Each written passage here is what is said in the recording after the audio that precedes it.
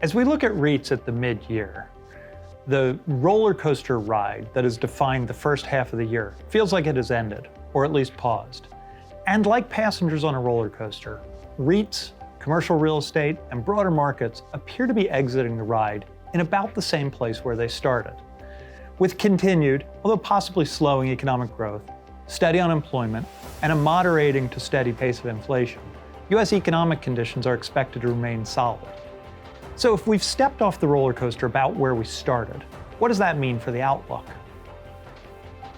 Well, looking ahead to the remainder of 2025 and into 2026, we continue to view REITs as well-positioned to both weather additional volatility, but we also see opportunities for REITs to use their balance sheet strength and their access to capital to find accretive growth opportunities as we see CRE market transactions begin to increase.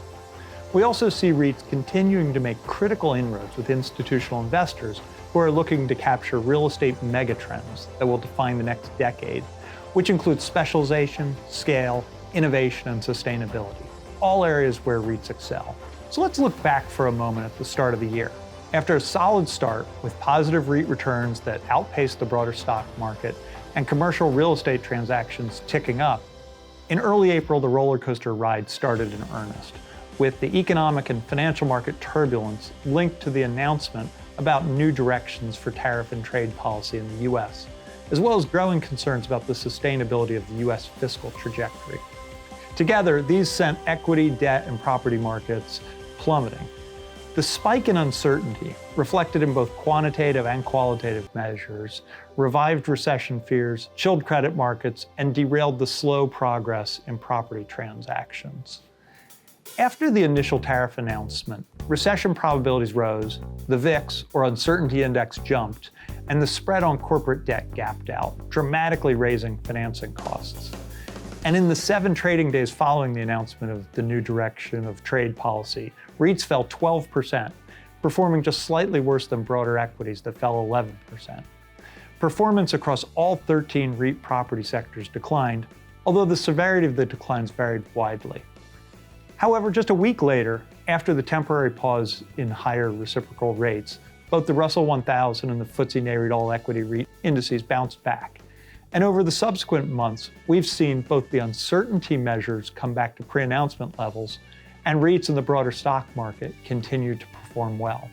Year to date, through June 30th, the Russell 1000 and FTSE Nareit All Equity REIT indices are both positive, posting returns of 6.1% for broader equities and 1.8% for REITs through June 30th.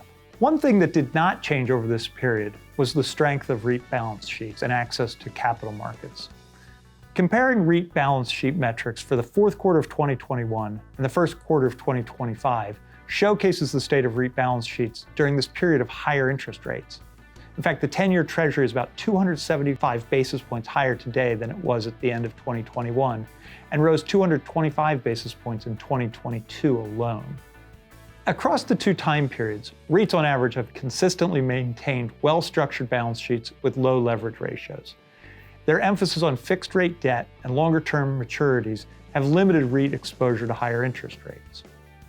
So while the roller coaster ride may not be finished, we're confident REITs will remain well-positioned and have opportunities for accretive growth as CRE transactions increase, and they will also continue to make critical inroads with institutional investors. To see more about our mid-year outlook, visit REIT.com/midyear2025.